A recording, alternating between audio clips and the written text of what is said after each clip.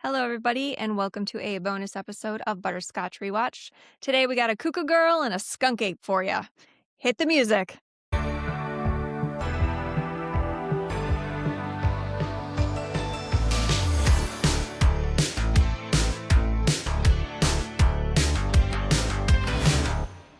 Hello, everybody, and welcome to Butterscotch Rewatch. We are going to be giving you this bonus episode. We are doing the next two episodes of It's Florida Man. We're doing season 2, episode 3 and 4. So We're almost running out of options Yes. here. After this, we only have 2 more episodes, and that's it. Yep. So, Yep. We are going to start with Cuckoo Girl. Arlen, you want to get us started on Cuckoo Girl? all right. So we're in Naples, Florida, which we've been to before. Beautiful Naples. And we meet beautiful Natalie, who is already kind of a hot mess. Like, I also thought that she was like slurring her words already. I don't think that she had some tequila before. Maybe she did. I don't know. It's Florida, right? But she's been living in Naples for about 11 years now. And she has been living in Naples like it's this beautiful paradise. And she literally loves Naples so much, then she literally has a company called Natalie Loves Naples. That's her blog. She has Yeah. a blog. So we're gonna meet Ed. And he thought it was called Natalie Does Naples, which Natalie corrects him, "No, you're thinking of my cousin in Dallas, Debbie." Yeah, the call out is crazy. I need one of those. It's like Yeah, dad and mom literally. jokes right now. Natalie is just the life of the party. Right. So we're gonna have Ed chiming in on here and Natalie. Natalie, the reenactment Natalie, is played by Edie Patterson. If you've never watched The Righteous Gemstones, Vice Principals, she is Judy from the Righteous Gemstones, the sister, and she's so great. She's one of the teachers and vice principals. She's great. Yeah, she's like the kooky one in Vice Principals. Well, she's just kooky in general. She's a great actress. Yeah. We're also going to meet later on. We're going to meet Jermaine Clement. He's going to play the cat. If you remember him, he's from What We Do in the Shadows when we did that episode. Swoozie Kurtz is Mrs. Myrtle. And then we got Tiffany Haddish is Officer Bobby. She's great too. She's great in this. All right. So this day starts like an innocent day at the beach. And we have reenactment Natalie reaching for a cooler with her beachy cover-up on. She's decked out in Florida. She's got like Lily Pulitzer on. I was gonna say, it reminded me of Lily Pulitzer, like is the Lily. bright colors and Yeah, I think that's big, very big down in Florida because they have a lot of stores down there. So she's reaching into her cooler for something, and she's sipping tequila in the afternoon, and she literally goes into her cooler and pulls out a fully made drink with like the little with like the fancy cup and the little umbrella and everything. Like it Just already has pulls some toppings. Yep, pulls her right out. Then she pulls out some pills and she takes one. She is bipolar, and back then it was not managed very well. So it shows her just taking a handful of pills. And she's like, that looks good. She puts like 10 of them. And she starts chewing them. That's like the part that gets me, is that she's like, oh yeah, it looks great. And then just downs them, starts crunching on them. And before she even swallows them, she starts drinking her tequila again. And then, lucky her, she meets a woman who likes to drink. So the only thing that this woman says is, I like to drink. She's stumbling over. I like to drink. A woman comes up to Natalie and she says, "Hi, I like to drink," holding a large Tito's bottle. And I mean like the large Tito's bottle, like the liter bottle. And she's like, "Oh yeah." Yeah, so we are in a bit of a pickle here because these handful of pills that Natalie has taken should not be taken with alcohol. It literally reads on the pill bottle, you add a smidge of tequila, you don't remember shit. And they are just giggling about it, and they're just rolling around in their hotel room. I don't even know how they got to this hotel room, because they just like to drink. And then all of a sudden we hear a knock at the door. Tiffany Haddish knocks at the door, and she's the cop in this here. And Natalie opens the door, and the first thing that they have to say is that somebody filed a noise complaint, so that's why she's there. And then we cut back to Natalie, like real Natalie at this time, not reenactment Natalie, and she just goes, "Yeah, apparently I punched the cop in the chest." The reenactor's like, "Whoa!" They're pushing like, "Oh." And then, reenactment Natalie, of course, yells, "Eat shit, pig," and punches her in the stomach. And then Natalie says she doesn't even know how to punch. If she did punch, it would be like this. And she's like, limpy punch, like, And it, like, barely grazes her yeah, shoulder, it's like, "Eh." yeah. And so then it reenacts her going, "Eat shit, pig," wimpy punch in the shoulder. And then she's like, "I punch like a girl." I was like, okay. So apparently the cop felt threatened, so she took a taser to my abdomen, crotch, and butt. And the reenactment shows us very I love this reenactment because she literally is, like, bending over, like, she, like, gets it and then the stomach, then the crotch, then she turns around, sticks it out, and Yeah. yeah, And she's like, tasing her butt. oh my god. Oh. And she's charged with battery on a law enforcement officer. And then the reenactment shows her mugshot, and then the officer pulls her picture on the puts her like picture on a conspiracy board, and it has like all Mhm. these like With all the lines, strings and yeah, everything all these strings like connecting, all the liquor different and papers. weird shit. And then she said they were determined to get me on something or other. And then Tiffany Haddish says, "I will get you for something or other." Yeah, so they eventually end up dropping those battery charges, but did not let her off really super easy. She had 2 years of probation, and her type of probation was that she needed to meet in court like every Wednesday or something like that. Or Mhm. she needed to meet with somebody every Wednesday for those next 2 years. And basically if she screwed up again that she would get 5 years in prison pretty much guaranteed. And the officer is just like pissed off because she wants her in prison because she was assaulted by her. She's like, "This is bullshit. 5 years in prison." But it's like in the really dramatic slow motion. Yeah, it's like she looks at her and she's like, Lovely. 5 years in prison. Yeah. She's And only 1 week later, little Natalie does not really learn her lesson. No, no, she doesn't. She tells us that her probation was where she would have to show up to court every Wednesday, but she was at the beach instead. So she likes to go to the beach in the morning because it gets her endorphins going. And then a reenactment shows her, she calls her friends and tells them she's having a beachy day. The longer she talks, the more burnt she becomes in this. And I mean, like they keep making her redder and redder. And it's like the most like, It's, like, so blotchy, and it's just you can definitely tell it's just, like, makeup but it's just like, oh, it's so bad. yeah. And the longer she talks, so the longer she talks, the more burnt she becomes. This is when Gina says, she's talking to her friend Gina, "Don't you have court today?" Oh, fuck. It's 1:30 and she has to be in court by 2:30. So what does she do, Ireland?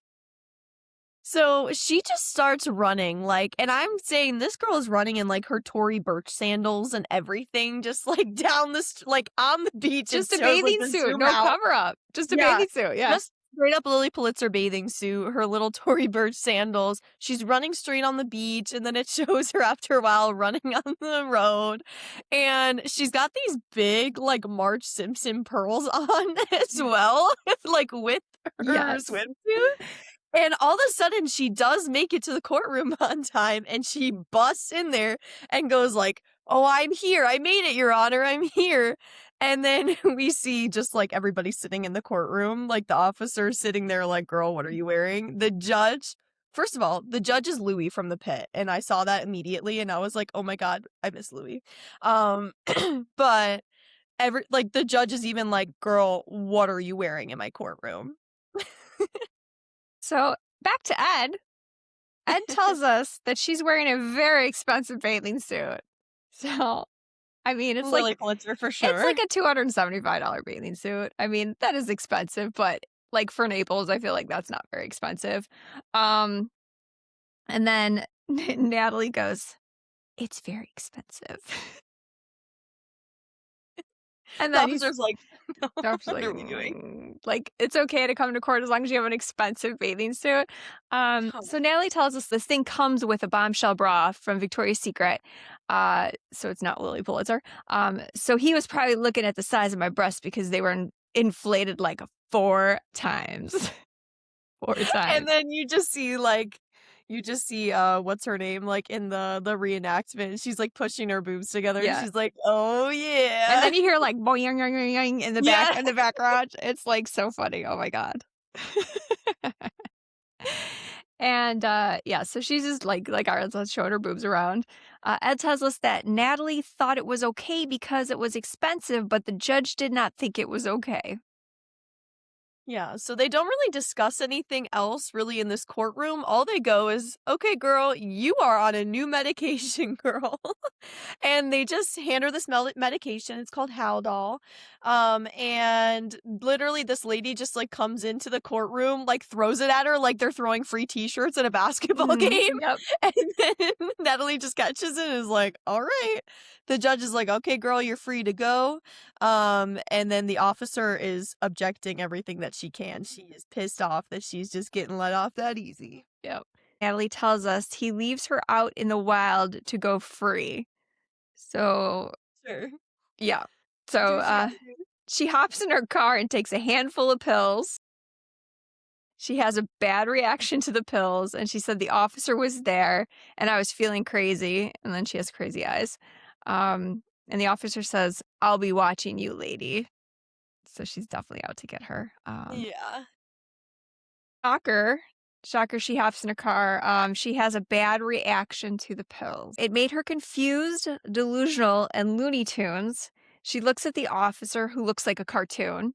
I was gonna say, they literally say Looney Yes. Tunes, and now everything around her is pretty much like a cartoon. And Homegirl is like every single one of the high schoolers in my high school because she's getting the itch now. She's like, "Oh, somebody, I need a hit of somebody's vape, please. I'm jonesing for a vape." And her vape pen that she currently has was apparently dead. So instead of charging it, she needed to go to the vape store and get a new one. So Homegirl is literally like in the store, ripping open the doors, still in her same swimsuit, has not changed or anything like that. And then she takes a vape, even though I feel like they're always behind the walls, but the guy got her a vape or whatever, and she just rips open the box and just starts hitting the vape, and the guy at the register is just like, I guess you can do that before you buy it." Like, Yeah. okay. Yeah. So, and she's still in her bathing suit, by the way. Yeah. And so the clerk is just looking at her. He's like, "It'll be $10." So she hands him her credit card. Um, and it declines. The card declines Yeah, for 10. She's got a very expensive swimsuit on, but she doesn't have $10 for a vape. So, literally. so she gives the vape back and runs out after And she it's got takes like the vape. her lipstick all over the vape too. It's just like disgusting. Uh, but since she can't afford a $10 vape, Ireland, what does she decide to do So she's going to the Lexus dealer to buy a car. in her bathing suit? Still in her bathing suit with her complete suntan going on. And I know I can't be talking because I'm also fried to a crisp, but this suntan is real bad. And it's just really funny because the lady, the not registrar, but like the finance lady is kind of crunching the numbers, and she just goes, "Yeah, it's not possible. You have $0." And she turns the screen and it literally says, "You You have have zero dot $0. zero zero dollars." And then Natalie just goes, "Oh, I guess I gotta go." And then she just starts sprinting out of the dealership again. And meanwhile, the vape shop has called the police, and she was accused of petty theft. And it shows Tiffany Haddish's officer putting the vape into evidence, like this bag. Like, Yeah, she's like, "Petty theft." so somehow Natalie ends up in a multi-million-dollar neighborhood with homes by the beach. I don't It shows her walking down the street getting more and more sunburned as she goes she's literally just walking this super nice neighborhood in her bathing suit. I I'm don't pretty even know if sure she she has. doesn't have shoes at this Yeah, I point. don't Like, think she I'm has pretty sure shoes. she lost her shoes. And, so it just shows her reenactment. It shows her in slow motion walking down a cartoon street with cartoon animals all around her because she is very high on the Yeah, on this Hal doll, and she's Yes. literally, like, spinning in circles, like, "Oh, la la la la." So she's looking for her friend Gina, who she got off the phone with when Gina said, "Aren't you late for court or don't you have court today?" Mhm. Because Gina lives in a house similar to these by the beach. So she sees a guy leaf blowing. This poor l Yeah, man, he's just like, doing his poor job little man. and asks if he has seen her friend Gina. He just looks at her weird like, "Okay, I'm Girl, not are you kidding? engaging in this at all, lady. You are like." Dating, bro. Yeah, the last thing I need is some, like, rich white lady saying I, like, assaulted her or something. Jesus, this poor man. Literally. What does that tell us? It tells us that while she's in this neighborhood, she's literally hallucinating about Cheshire cats and literally everything else cartoony. And then all of the sudden, we just see this blue Cheshire cat appear. And he's just like, ahem, maybe I can be of assistance. Yes. Like, just like, what are This we is even Jermaine doing here? Clement. This is his voice, so His it's little very, like, cameo. sophisticated. Hmm. Yes. And she decides to have a conversation with the Cheshire cat because he asked, maybe I could be of some assistance. To get to Gina's house, you just go down the street and you turn right. And she says, "Are you sure?" And he says, "Trust me, what's the worst that could happen?" She says, "Thank you so much for your help." "Absolutely," he says. Natalie walks away. Oh, and then he goes, "Oh, maybe it was a left turn or an upturn or a downturn, depends on which way you're looking at it, doesn't it?" So she turns on the corner and she sees Gina's house, Ireland. Yeah, but as like she's doing this, right, she then eventually forgets, right, because she's high on Haldol.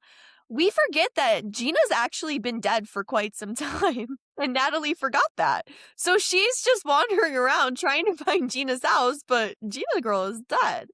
And the cat is again the little Cheshire cat just pops up and goes, "Oh yes, Gina's been dead for years. Should have probably mentioned that." She breaks into this house. She just opens the front Such a door. nice house. Yes. And Natalie just walks in the house and she's like, "Gina, bitch, where that girl?" She's Yeah, so she's drunk. really riled up. And, so here she is trespassing in the most expensive neighborhood in America, and she says, "My record still shows battery on a law enforcement officer. I've been painted as a bad person." And then the officer shows the car dealer her mugshot and says, "I think she's a bad person." Yeah. The And officer literally goes like as soon as the finance girl from the car dealership goes, "Yeah, like that's her all right." And then she just goes Tiffany Haddish goes, "Broke bitch." that's Want her me to all right, continue? broke bitch. And then and then Natalie says, "And that taser happy cop is out there looking for me." And Natalie walks into the kitchen and sees Mrs. Myrtle, which is not her real name. She chose not to be featured in this episode with her Don't blame face. her. We do see her, but her face is covered. Mhm. And she's the owner of the house. And she was a nice old lady. And she says, Gina just walks into this kitchen and there's the lady and like another couple she was entertaining. She's like, "Hi." And then they're like, "Hello." And then the real Mrs. Myrtle, what does she say? Uh, she's just like, yeah, it was pretty bizarre. Like, she said that the people that she was entertaining were her friends from California. They were visiting and they were all just catching up in the kitchen. And as soon as Natalie walked in, they were really confused on what was going on because they just see this random lady with a swimsuit on still, these Very big ass pearls pearls. around her neck. And it was funny because Natalie's just, like, there, right? She's like, "These people are just old, they're nice, whatever." But I'm just some random person, so me walking in, these 90-year-olds or whatever, I could probably give them a stroke if I put them in a shock, right? And then we just see the other older lady guest because she has macular degeneration Can't because see. they were talking about their niece from before. She's just like, "Oh, it's you, Sarah." Like, "My niece Sarah, it's Auntie." And she comes up to her, gives her a hug and all these things. And Mrs. Myrtle is like, "Girl, that ain't Sarah. Yeah, that is not That is Sarah, not yes. Sarah." And, she's like, "So who is she?" So, Jim is the gentleman of there's the owner, Mrs. Myrtle, and then the other couple, Mhm. and Jim is the male, obviously, in the the 3 people that are there, he's the husband, and he wants to call the police, and the officer answers, um, but Myrtle hangs up the phone because she didn't feel threatened. She was not threatened at all by Natalie, and then they just decided to watch what Natalie does. So Natalie made herself at home. This reenactment is so freaking great. Gosh. She's in the fridge and she's grabbing all of the snacks and all of the drinks. Like, I mean, it's So much ugh, food, and it's just, like, spilling everywhere, and she's, like, chewing with her mouth open, like, she's just just going shoving it ham. in. And she's sitting on the couch eating everything while they're watching, like from another couch or just sitting all nice. And she's like, "Do you guys want some chips? I'm just gonna wait for Gina here." And they're just like, "Girl, what is going on?" And then all of a sudden, she starts to get super sleepy, she's like, "Damn, I'm sleepy," and then she just wanders up to one of the bedrooms and then falls asleep on top of the bed, just like dog Locks. style, like, she's just laying, like, sprawled across the bed, like, on the foot of the bed, and she just passes out. So Jim tries to call the police a second time. Just can't with her No, she's sunburn and the so chips all funny. over her in the bed. Um, so of course Tiffany Haddish answers the phone again, but again, Mrs. Myrtle hangs up the phone. She hangs it up. And the officer wants to trace on the last call because she knows it's Natalie. Somehow she thinks it's Natalie. The Natalie goes into the pool and does a lap in the swimming pool. And It then was Nat hot. yeah, Natalie's like, "They just let me do whatever I wanted to." Very Mhm. nice. This is like when you get to live in a very safe neighborhood, this is such a privilege to be like, I "Just watch this person." Like, she's she like, does "Yeah." So this is how the other half lives, yeah, like because 'cause they're not even threatened by this woman. They're like, "She's got an expensive bathing suit on from Victoria's Secret," Yeah, she apparently, yeah. wasn't hurting anybody, she's just there, she's just tired. Yep. Myrtle tells us she never felt threatened. She just let her do whatever, but then it was finally time to tell her to go, and she just runs out of the house, and she yells, Barefoot. "Thanks for the chips!" and then gets into her car. Where did the car come from? I know she had the car before, but then she's running out of the dealership, she's running out of everywhere, and all of a sudden her car just pulls back up again. Oh god. So we're So yeah, so Natalie, where does this start? And I really was watching this episode, and I'm just like, this girl is literally Snooki when she's going to the beach, and she's like, "Where's the beach?" And then she, like, face plants and gets arrested by the cops. This is what it reminded me of. So, Natalie is just going back to the beach where it all started, that's all she wanted to do, and then when she got to the beach, she was just fell asleep because that's just what she does, she's tired, she had a long day of tequila and Haldol. But the Myrtle, Mrs. Myrtle, does eventually call the police because she's like, "Girl, I watched her get in her car and she is Mhm. not in any space to be driving right now. Obviously, if she was just doing whatever in my house. So I think I know where she went. Please, let's go find her." And the police shows up like immediately when before she even finishes her sentence, and she's like, "Wow, this is excellent service." Yeah, But because you we know the traced real reason is because the cop was already coming over there because they yeah, already screened the they call. traced the call, yeah. Mhm. Um, so the officer takes Myrtle down to the beach, and she identifies Natalie, who is passed out, and the officer tases her again. She loves to taser her. Like, why? And Taser then happy. Natalie says it made national news. One lady says she needs a good hug, some clean clothes, and probably a husband. That's her problem. That's what one of the Okay. ladies on the news says, Okay, yes. Muriel. Thank you, Muriel. God. Natalie was very proud that on a scale of 1 to 10 for bizarre, she got an 11. She got 45 days in the county jail, and she calls it the county hotel.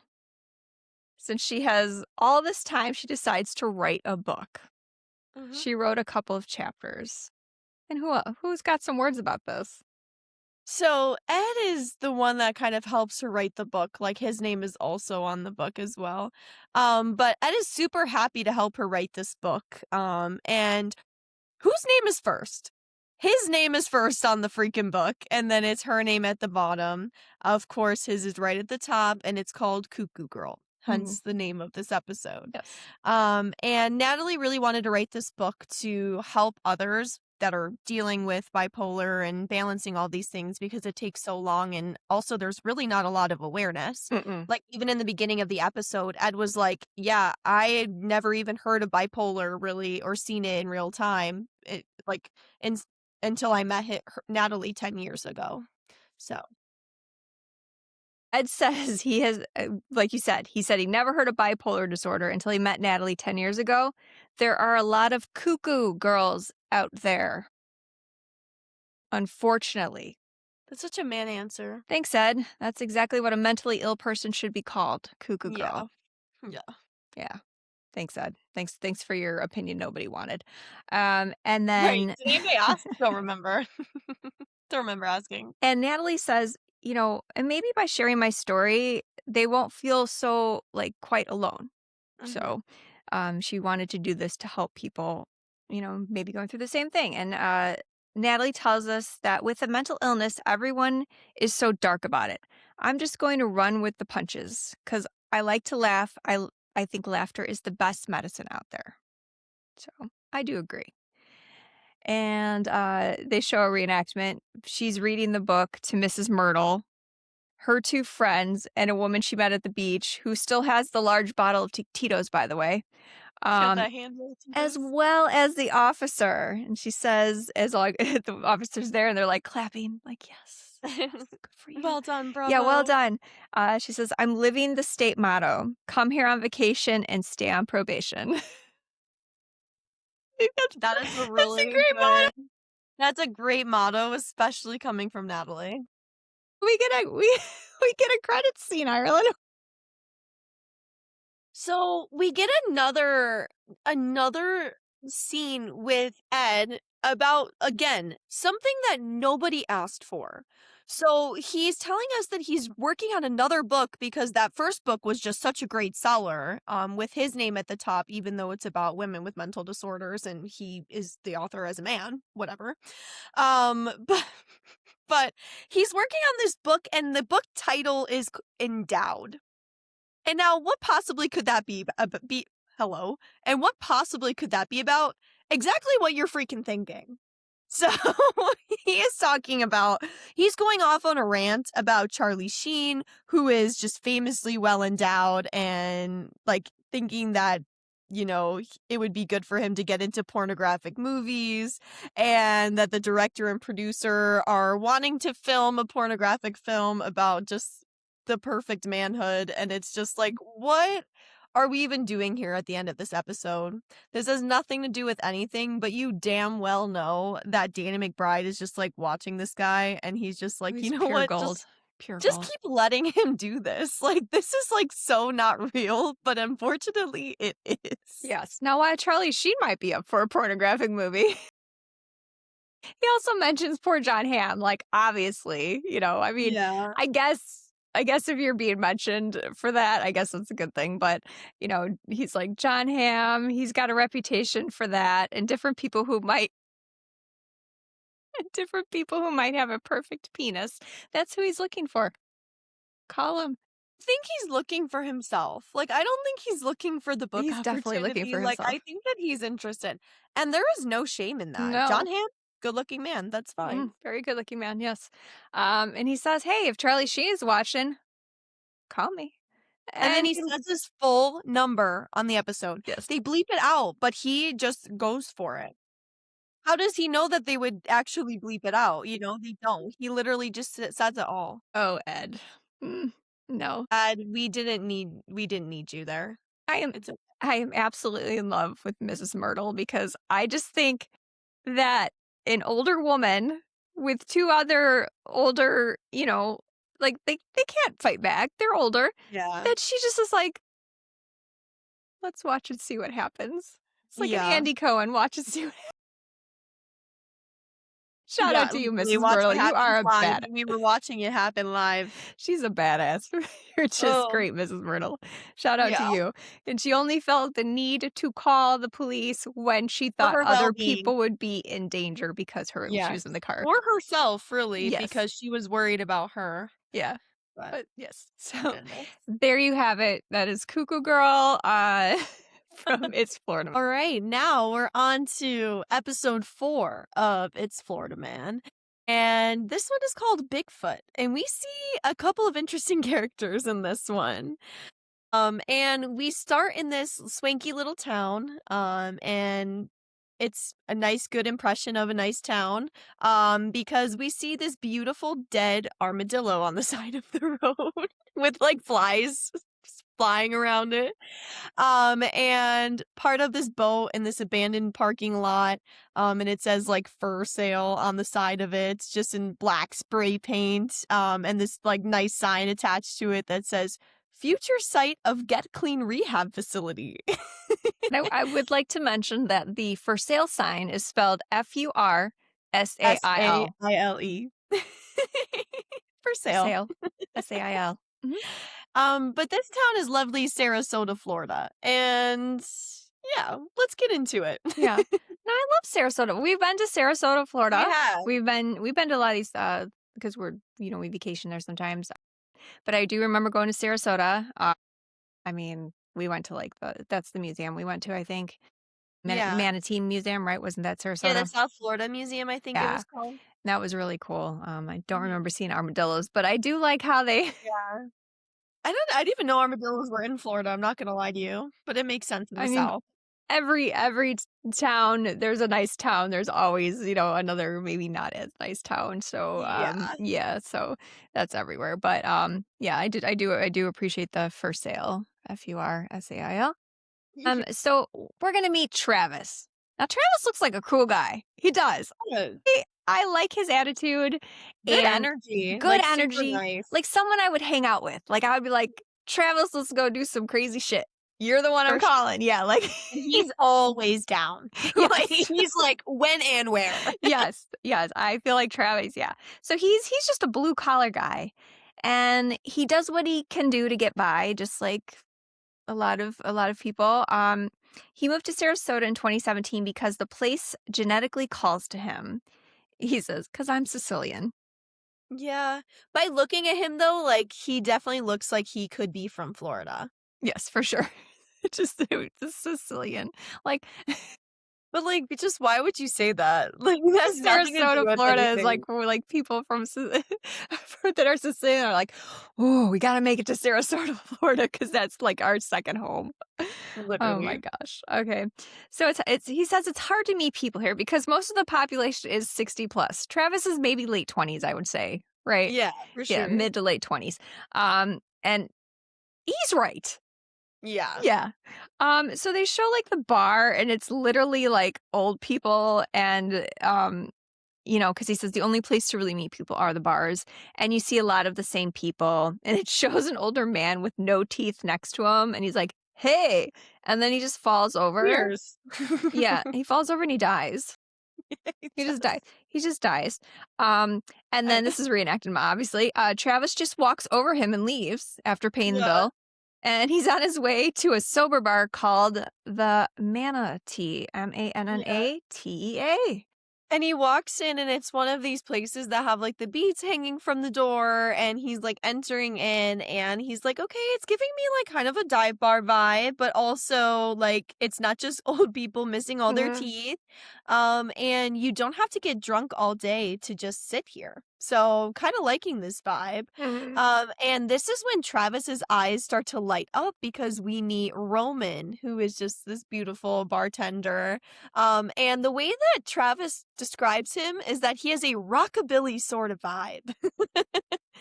And he just goes and it cuts back to, like, real Travis, and he's just like, "Maybe it's because he's an Aquarius." And then it cuts back to reenactment Roman, he's like, "I'm an Aquarius." It's cute. And it's like, "Aw, There's Travis." definitely a bromance I going think on. Travis likes Roman. I Very think so too. cute.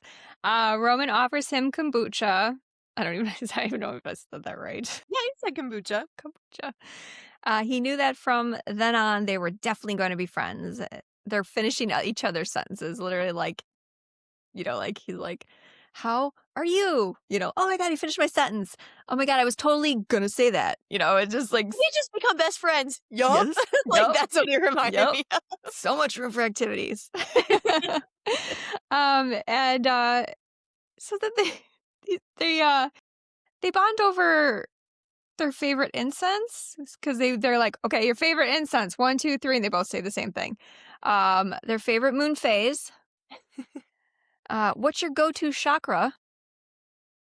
And and Roman asks Travis, "Do you think that plants can talk?" And Travis goes, "Bro, I don't think so. I can hear them." Roman, Roman like, goes, cannot believe himself. Like, he's just like, "No, bro, like, stop playing with me." And Travis is just like, "Ugh, we bonded over our love of plants." Like, they kept talking about, like, "What's your stance on ficus?" And then Roman's just like, "Oh man, they're so underrated." Then they both go like, "Favorite tea? Shrooms." Like, what's your favorite tea?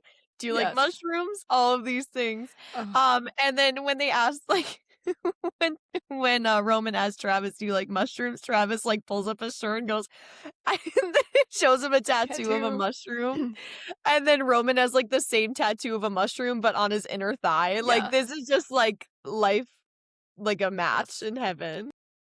And I would like to point out that Travis, reenactment Travis, is Haley Joel Osment. Yeah, So, great. yes. So he's got, like, Great. long hair, The bandana, bandana. Yeah, so just the imagine. cargo shorts. Put the cargo shorts, yes, definitely. So Roman would like to go on these trips a couple times a year, to go down to Big Cypress to look for the skunk ape. And what is a skunk ape, you might ask? It's like a swamp ape, a Sasquatch of the Everglades, and smells like a skunk. That's what it is. Oh, here's our buddy. This is my favorite. Let's meet Connor Flynn. He is just, like, one with this nature. I honestly love him, but there's a scene at the very end of the episode where you just, like, zoom in, and his glasses are so freaking dirty, bro. I saw that. I was like, I oh, can't even, and I know that you were thinking the same thing mhm. too, because 'cause we're, like, the same, and I literally was just like, "Why do you have so many goddamn smudges on those glasses? And No he wonder has you thought you saw the swamp ape." so he has anti-glare on there too, which I could tell, and then it's Yes. all Yes, scratched I up saw the too. blue It's all reflection and scratched, then yeah. the smudges and, oh, I was like, "How can you even see out of those?" Oh my So our god. buddy Connor Flynn, he I would say is also in his 20s, late 20s, early 30s Mhm. maybe. He is a Bigfoot researcher. He specifically came down to Florida to hunt the skunk ape. He thinks that the skunk ape is the bridge to the unknown, to God, to our true instincts, to our primitive purpose on this planet. And then Connor is talking to Dave, who is the lead skunk ape researcher. And he tells Connor that they have 4 toes instead of 5, and they're more like 300 to 400 pounds, unlike the Bigfoot, who is more like 800. So they're like, She's yeah. So they're just, I guess, a a smelly, a mini skunk ape. yeah. Dave, who's the skunk ape researcher, his family moved to the Everglades in the 1890s. And when he was 10, he was out hunting with his brother Jack, and they saw a skunk ape. Looked like a man covered in hair.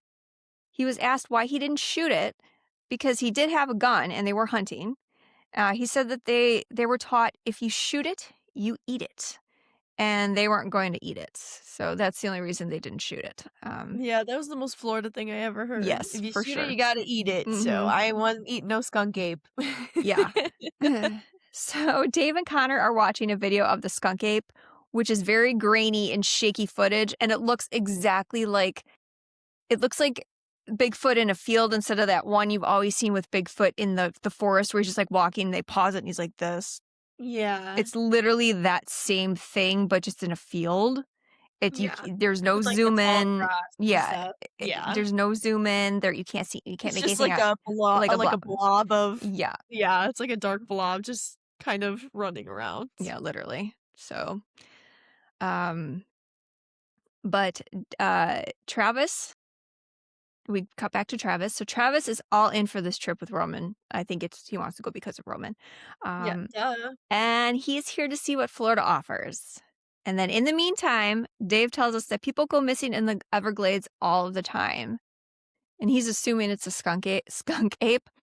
I'm assuming it's not the skunk ape. I'm going to say it's gators and snakes and just Everything else in Florida that could kill you. literally. Absolutely. Maybe just the swamp in general too. Yeah. Like that just yeah, Yeah. no, it's People get insane. lost probably and just like, yeah, who Yeah. knows? Um, and Travis says you can get bit by a snake or grabbed by an alligator or maybe a shark will get you. But that's what he's in it for. It's dangerous and beautiful. He's just so poetic. Like he just loves life so much and I love that for him. Mhm. So now we cut back to the reenactment of Roman and Travis, and they're setting up this campsite, and there is a clear distinction of who camps and who does not. And Roman is the one that camps. Like he is like throwing out his tent and just miraculously is like popped up perfectly. He's starting a fire. Like he has like all of his materials in his little backpack. And Travis even says himself that he's pretty sure that he was just on the trip for a comic relief because like you should see this man on the ground struggling to get his tent together. Everything is not going the way it's supposed to go. He's rolling around on the ground. And the perfect cure for, Roman to just kind of help Travis relax and feel a little bit more comfortable camping is, hey boy, you want some mushrooms? Yep. So Roman puts mushrooms in Travis's mouth. It's very like the reenactment is very like sensual. And then Yeah. he's like, oh. And then he chokes on him. He's like, very sexy, like, Uh, Ah. And they decide to explore at sundown when all the animals are waking up. Awesome. So perfect. let's go over the rules. Rule number 1, follow the stink. Rule number 2, listen for strange knocking noises. That's a warning. Rule 3, speak its language. Mhm. And then back to Connor. The skunk ape uses samurai chatter to confuse and disorient people in this swamp. So I can't get over this because Connor, he just is like sitting crisscross applesauce like on a boat in the middle of the water and he just starts like saying like random chants, like he's saying random things that are just we cannot possibly understand. Yeah. It's just, he's like humming. He's like, hum. And what Connor is doing in real life, yeah, he sounds like a freaking didgeridoo, It's bro. I cannot. exactly And what it sounds like. Connor is doing in like in real time on the bow. Roman is doing in the reenactment, and they're like side by side with each Dancing, other, yes. just doing the same thing. Ugh. And Travis says that he knew some like skunk ape chant to like lure it out, because that's just the kind of Roman. person that Roman was. Mhm. Roman was just one with nature, and like Travis again fangirling about Roman, like he just surprises me all of the time. And it's Travis's turn to chant.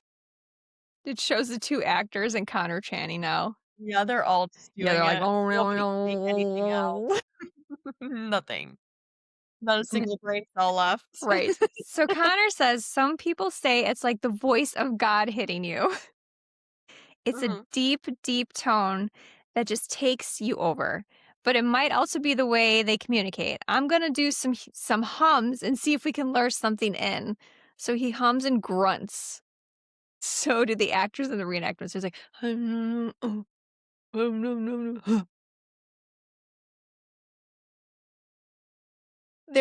It's just pure chaos going on right now. Like there's really quite nothing like this that I've ever heard in my entire life.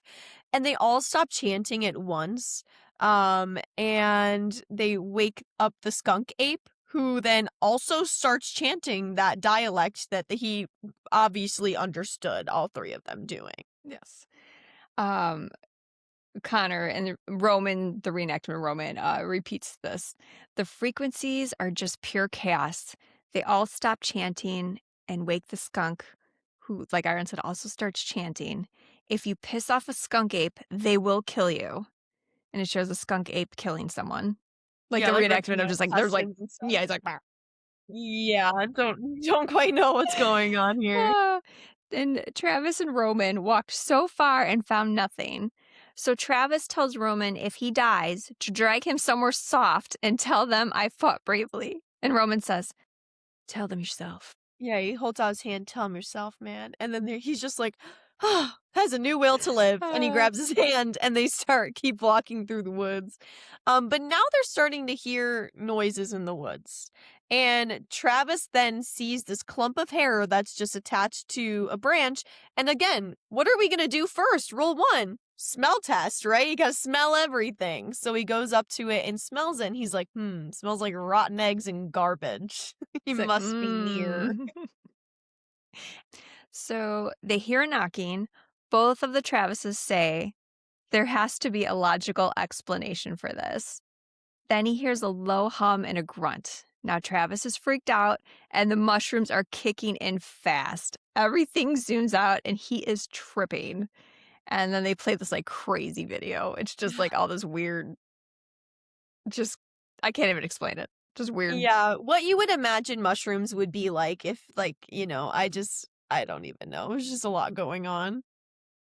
But Travis makes a run for it, as Connor is telling us. So if you run from it, it will chase you. And Travis is running, and he just keeps running, and he loses Roman. He lost him. He doesn't know where he is. And then this is where he confronts the skunk ape. He found him. Yes. And he's starting to describe the skunk ape, right? He's like, he was about 10 feet, he was about 10 feet from it. And then Connor butts in and says they are known to have this like telepathy. So like it's Travis and the skunk ape just like literally 10 feet from each other, and they're not doing any talking. And the skunk ape is just like holding his head, and he's just like, I am the keeper of the woods. And Travis is like, bro, your lips didn't even move. Like, how did I hear that? And the skunk ape telepathically says, nope, that's mine speak. Mm-hmm. Mm-hmm. Because they're just so intellectually intelligent. Oh gosh, yes. So we're gonna go back to Connor and this pouring rain with a light on his head, saying that campers have experienced them entering their minds with special warnings and messages. The skunk apes, yeah. So we're gonna cut back to the ape, and he is still talking to Travis telepathically. You should really open a savings account. You're losing so much money just using your checking for everything. And Travis is like, what? And then the skunk ape says, you should also routinely check your moles for discoloration. You got one on your shoulder that seems iffy. Then back to Connor. During mind speak, the skunk ape's going to look straight into your soul. Mm-hmm.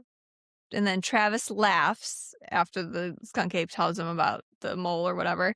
And the skunk ape is like, am I funny to you? And then he says, bro, that smells crazy. And then, am I a clown? He roars, charges Travis, and knocks him down. And he says, how dare you come up into my house smelling all fresh and clean? And he starts peeing on Travis. Like his face. He's like, it's like, well, why is his mouth wide open and it's going in his mouth? That's what I really can't understand. I'm like watching him literally get peed on, and he's like, like he's just disgusting. Travis pushes the ape off of him. Not today, bro. And stabs him with a pocket knife. The knife is like this big. It's one of those like I remembered I didn't really have anything except for a gas station pocket knife. Pocket knife, yeah. Yeah, it's like he's like, oh no, this opens wine. This opens beer. Oh, this is a stabber thing. God. And then here comes Roman. Travis yells, I got the skunk ape. And then real Travis says, that's when I realized. What did he realize, Ireland? Yeah, he realized that wasn't really the skunk ape. It was a Burmese python. A Burmese python. And that thing, I think that they said it was like how long was it? Like 7 feet or something like that. He said it was like something crazy at the end. But I can't 100% remember. But anything about Burmese pythons, well, they're an invasive species, but they're extremely strong. Like they're not crushing or suffocating you. They're breaking your neck. They're crushing you. So Travis is like, it wasn't a skunk ape, it was a Burmese python.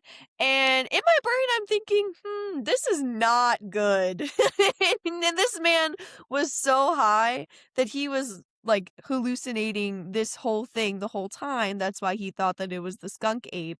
And then we cut to their newscast about this Florida man fighting back against these Burmese pythons. Yeah, the invasion, the invasion of the pythons and how, people are killing them to, Yeah, and they're like, "We encourage you to yes. kill these hmm creatures because they're killing all of our native species and very harmful." So Travis couldn't tell what was real and what was not. The python tried to bite him a few times, and then Roman is trying to help and grabs its head. And then when Travis goes and he stabs it with the knife, and he says, "I went all Rambo." It turns out the gas station knife is more dangerous than a python. Mhm. Yep. And So, he says that he was so excited that he took the snake and hoisted it up like it was a WWE championship belt, which yes. that's a big snake, so that's a lot of weight. And that is when he and Roman really bonded because, Roman was kind of helping save Travis's life. They got out of that alive. And they didn't find what they were set out to find, but it was still quite the adventure, and I feel like they will never forget this. Mm. Yep. He says that was the end of a journey. Um, we're not done yet. I love We these. have to meet this Can't make icon. these freaking names up, man. Let's meet No. Dusty Crumb. Spelled exactly how Dusty it sounds, Crumb. like Dusty Crumb. Yeah. He is okay. This is what it says. He is the baddest ass python hunter in the world. He's also a pizzeria owner called Wild Man's Pizza, Pasta, and Pythons. Pizza, pasta, and python. Pythons! You can't make this shit up. The This is triple P, impossible. bro. I mean, I can't. genius, I guess. Has anybody ever eaten there? Please drop a Oh, comment. yes. Oh my God, We or want even heard of to know. it. So Travis says that this guy will trade pizza for a python. Sounds like a good deal to me. Yes. And then Dusty's like, I'm the first place to accept python as currency. He skins the snakes and turns them into leather so he can make any products you want, like wallets, purses, CD covers The was one of CD the things. covers Yeah, really CD got me. covers. Um, and he says, yes, we have made python pizza before. It's like alligator, but less fishy and more chewy. Mhm. Yum. I really wanna chew every single piece of my pizza 96 Right. times before I can swallow it. Ew. Mm. Yep. And so Dusty showed Travis how to preserve the python skin. And Travis holds up a piece of skin. It's like this big, and that's it. Yeah, it's little. It's, It's like, tiny. probably 2 feet long or Yeah. something like that from that giant snake. Yeah. But, I mean, I would be holding it up in pride too because that thing almost killed you, bro. Like, that's very intense. Yeah. But even though they never got to meet the real skunk ape, he still believes that, a skunk ape was, whatever it was behind the next tree or a rock. Like, it's got to be out there somewhere. Travis is still believing. hmm And Connor. Our king that does not clean his glasses. Correct. Connor says society would not be the same if they knew there was another species of human beings. They're the true earthlings. They're the closest to God we will ever get. People go to church 4 times a week, and you can get closer possibly to God out here in the swamp. And then it shows the skunk ape meditating like this. He's like, "Mm." He has this lovely little meditation space. It's all like nice. Yeah, He's it's like a, definitely a cozy corner. yeah. Um, and then real Travis. They went out looking for the mythical creature and found something real instead. It shows Travis, the skunk ape, and Roman walking all holding hands into the Into the sunset on the sunset. train. That's real magic. It's about the journey, standing at a mountaintop, achieving your dreams, even if it's just holding a big snake. Mhm. Beautiful. Thank you, Yep, and our Travis. credits are much better than Cuckoo Girl. The credits for this one is the actual Saxsquatch. Sex. Like, then he's just playing a saxophone in a Bigfoot costume. Hence Saxsquatch, and it's pretty good. He's It's really great. not He's bad. available for weddings, Yeah, bar parties. mitzvahs and He's all a real that. person. He's on Spotify, so look him up. This Uh, is your shout out, Sasquatch. yes, congratulations, sir. They're like, this is perfect, great ending. Yeah, so it's just him playing this Yeah. mean sax the whole time, like in the woods and in the like Literally. fields and stuff. Yeah, so Yeah, that's your Sasquatch. Episode 3 and yeah. 4, Cuckoo Girl, Sasquatch. There's 2 more left, and that is it. Yeah, then we gotta find something else to I have do. an idea for at least one thing Okay, for a perfect. documentary. Again, we won't be doing true crime, but this one's Yeah, good. perfect. And I hope. So anything you could do, like subscribe. We're on YouTube, Spotify, Apple. Whatever you can do helps. I mean, it really does help. Anything to grow a channel would be wonderful. Tell a friend. Tell somebody you don't like. I don't care. You don't want to listen to these dumb We don't chicks. discriminate Yeah, we here. don't discriminate. You can hate watch us all day long. We have no Yeah, problem with that. Please do. These dumb. true. They're like these dum dums. We don't want to I watch was gonna them. say nothing scares me. I'm a high school teacher, so She's seen it all. Adults bring have it seen it all. on. Yeah, bring it all. So, on behalf of myself, Katie, the Gen X mom, In Ireland, the Gen Z daughter. we want to thank you for tuning into another episode of Butterscotch Rewatch, and we'll catch you guys in the next one. Bye. Bye.